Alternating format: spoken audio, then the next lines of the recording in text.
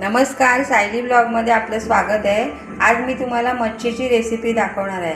ही मच्छी कुठली आहे माहिती आहे? ही करकेंडा म्हणून मच्छी मिळते, ती मच्छी आहे। मी बोलणीकडून ही कापूनच घेतली आहे आणि अंड पण आहे बघा, त्याच्यामध्ये दिसते आपल्याला। आणि इथे मी आलं, लसूण आणि कोथिंबीर अशी पेस्ट करून घेतली आहे।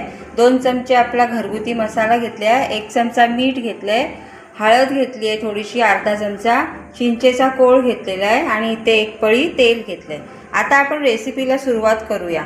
मच्छीची कशी रेसिपी बनवतात मी तुम्हालाही दाखवते। जरा नाव ऐकायला वेगळं वाटतंय, पण हे कालवण कसं छान होतं, खूप छान होतं। मी कालवण करण्यासाठी पातेलं घेतलं आहे, त्याच्यामध्ये आपण ही मच्छी टाकून घेऊया। तर ही मच्छी टाकली आपण इथे, त्याच्यामध्ये आपण मसाला घेतलाय, तो मसाला टाकूया, मीठ टाकूया, हळद, आलं लसूण पेस्ट टाकूया, कोथिंबीरवाली, आणि तेल टाकूयात। आता हे सगळं आपण हे टाकले ना, ते मिक्स करून घेऊया। इथे आपण हे सगळं एकत्र करून घेतलंय, आपण चमच्याने हे चांगलं मिक्स करून घेऊ। मिक्स केलं की त्याच्यामध्ये आपण चिंचेचा कोळ टाकूया।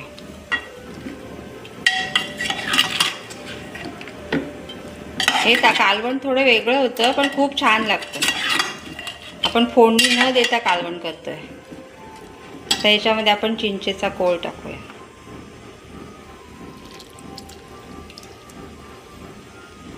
आपल्याला आता कालवण टाकण्यासाठी पाणी लागणार आहे। तर हे वाडग्यामध्ये आपण हे घेतलेला चिंच, त्याच्यामध्ये पाणी टाकून घेऊया। अजून आपल्याला पाणी लागणार आहे, आपण टाकूया पाणी याच्यामध्ये।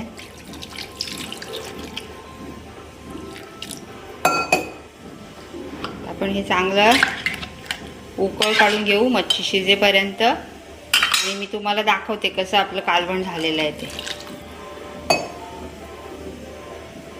शकता अशा प्रकारे आपलं कालवण उकळते आणि मच्छी पण त्याच्यामध्ये शिजलेली आहे। कालवण तयार झालेलं आहे,